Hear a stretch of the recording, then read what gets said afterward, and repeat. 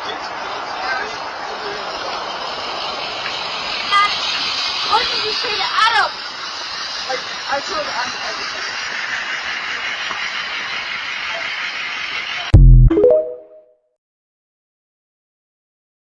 Has the most wanted car in America been found? A 2013 Elantra was abandoned on busy West 7th Avenue in Eugene, Oregon. It's 460 miles from Moscow, Idaho, where the 4 college roommates were slain. There's extensive damage to the front of the vehicle, and look, the license plate has been removed. Why? That sticker says Rainbow. Could that be a dealership? The suspicious vehicle was reported Saturday at 5:18 a.m. A Eugene police spokesman says, "We have sent the vehicle information to Moscow, Idaho police." And get this, one of the murder victims, Madison Mogan, was born in Eugene. Inside Edition spoke to News Nation's Brian Enton. I've seen pictures from the inside. There's all sorts of wrappers and receipts and papers. That could be evidence. There could be fingerprints. There could be DNA evidence. If this is connected, and that's a big if, there's a lot of evidence that they could find in that car. For the last 2 weeks, detectives investigating the murders have been looking for a white 2011 to 2013 Elantra, saying the driver or passengers have critical information. A car can be a goldmine of forensic evidence. It's not clear how long the Elantra had been there, but Eugene police tell Inside Edition a homeless person was sleeping in it. And you could see where someone has broken a window to open the passenger door. Everybody's hoping that it could be a breakthrough. Top 3 things you need to know that have just emerged today. First, after a video was taken on the night of the murders from a downtown business, police have confirmed they have now identified a man who was referenced in a security video by 2 of the victims from the night of the murder. Police are saying that man is now cooperating with police. Also tonight, after an extensive search for a white Hyundai Elantra, Moscow police believe one was spotted near the crime scene the night those students were killed, and they have long said that whoever was in the car could have critical information. Well, now they are aware of a white Hyundai Elantra located in Eugene, Oregon. That's the car you're looking at right now.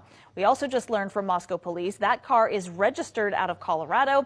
They believe it has no connection to the property in Moscow where the murders took place. We learn of another case that happened a few months before the murders. 19-year-old Hudson Lindo was found on April 30th in a creek just less than a mile away from the home on King Road. Here's a photo of Hudson right next to the home. The night before April 30th, Delta Tau Delta held its 90th annual ball. Zaina, Maddie, Jake, and Jack Showalter, also known as Hoodie Guy in the true crime community, were all in attendance. Hudson's body was found the next morning in the creek right outside Greek Row. Hudson's death was ruled an accidental drowning. Greek Row. This is where the fraternity that Ethan Chapin and Zaina Kernodle spent a few hours at the night of the murders.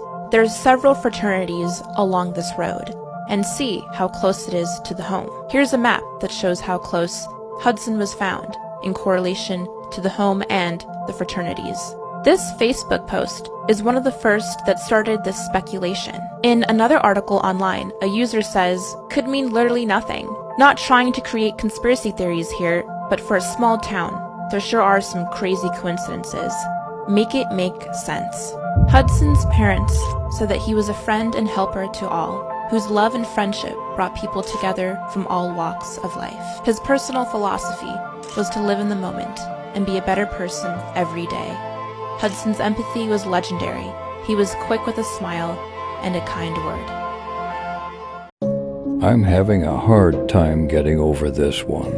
Here is a picture of surviving roommate Dylan and her boyfriend. Now notice, there seems to be a birthmark or mark on his lip. Keep in mind this is clearly taken from Snapchat, which inverts your photos. Now remember this, taken from a regular camera and not Snapchat. This mark would be on the same side of his mouth.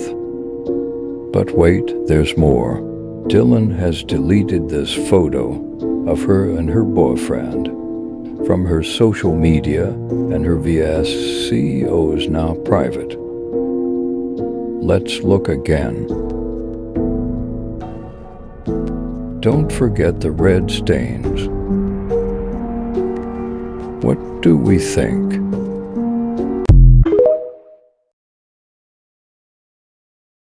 This was posted on the University of Idaho Mysterious Murders Facebook page. This is a screenshot from someone's TikTok and a comment that was left underneath it, and honestly, it does make a lot of sense. So someone had commented on a video that was about the Idaho murders, and they said, Idaho here, a friend had gone into the home and seen blood, walked out, and fainted. Passerby called 911 for unconscious person. And this makes a lot of sense because they keep saying at 11:58 a.m. police were called for an unconscious person. And as we know, the other 4 victims were not unconscious. They were unalive at this point. I'm wondering if it was a friend, not one of the roommates, or maybe it was one of the roommates. They saw the scene and walked outside to get help, but they passed out. And this would make sense as to why one of the roommates that were alive did not make the 911 call. But please remember, this is not confirmed. It was from a comment on TikTok. From the grub truck, you see the girls walk into the frame and up to the food truck. It appears they're with a young man, the one in the hat and dark jacket. Here you can see him put his hood on. He hangs back several feet behind the girls as they order from the food truck. He then follows Kaylee and Maddie after they order and stands right next to them. It looks like he never ordered any food, but you can see him talking to other people there. Several minutes later, the girls grab their food, take a picture, laugh and talk to each other, and quickly walk away. One of the people the young man is talking to points out that the girls left. He throws up his hand, waits a moment, and then appears to walk after them. You see him wave at the girls and then walk a separate direction. This recording shows all 3 are at the food truck for about 10 minutes, and police say New news, this is December 4th. It's 12 a.m. when I'm reporting this because I'm not sleeping still. This just came from a reporter whom I follow. There were FBI or local authorities, we cannot confirm, who showed up on foot to enter the house, and they were leaving the house with brown paper bags. And there were several people carrying several bags. So I'm bringing this information because Brian is outside of the house on scene when this happened. He said that investigators showed up by foot and they're carrying several bags from the house. You can see a viewpoint here. I turned that contrast down, hit the light up.